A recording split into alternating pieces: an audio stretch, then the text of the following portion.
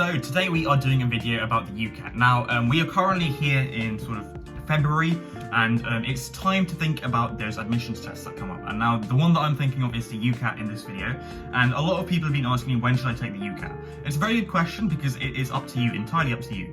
Now, usually the UCAT runs from about July to September, so you've got quite a wide span of dates to pick from. And today's video, we're going to be talking all about which date to select, which is the best date. And we're going to analyze each of the months, each of the dates, and come to a decision, really, in terms of what dates to pick.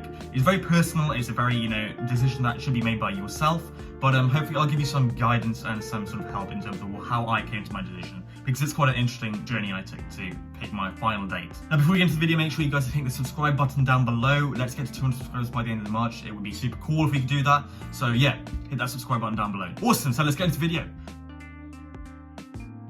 So the UCAT is a test that's taken by most medical universities in the UK, including things like King's College, Queen Mary's, and a lot of other universities across the UK.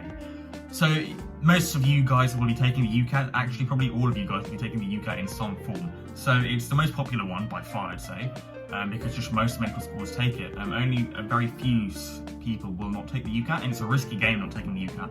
But the UCAT has an interesting part where you get to pick your own date for the exam, which is nice. And so let's give a little background. So the UCAT runs from July to September, so early July to early September. So it means you can either take your UCAT in July, August, or a few dates in September. So you've got to pick which one you want to take. Now let's think about what factors into the decision.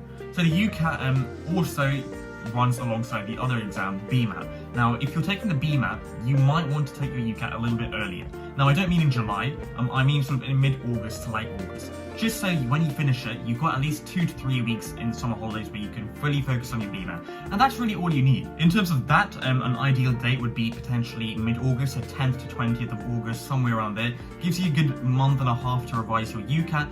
You've got July and half of August, and it gives you a good few weeks at the end of August before your school starts again to revise BMAT. So that's a really nice sweet spot date, and it's actually where those dates go the quickest. So I'd recommend you think about August 10th to 20th. Now, for those of you who aren't taking the BMAT, which also quite a lot of you guys, if you guys take it right at the end of September, why would you take it earlier? The only reason is potentially you want to revise for year 13, but I would say don't worry too much about it. Focus more on your UCAT, especially if your universities are only UCAT. You need to guarantee a really good UCAT score. So I took mine in September, and September 2nd or 3rd or somewhere around that.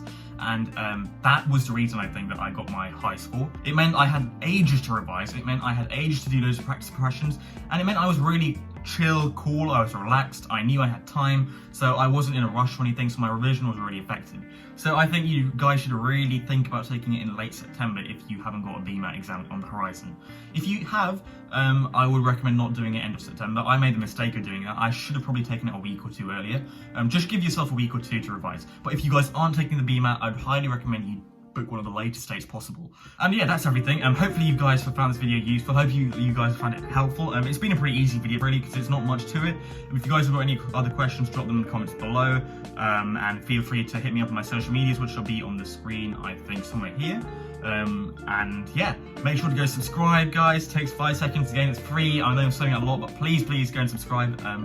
Let's go to 200 subscribers, please, by the end of March, which will be super cool. So yeah, that's everything today. Hopefully you found the video useful and enjoyable. Smash the like button, smash the subscribe button, and we'll see you in the next video. Awesome, guys. See you later.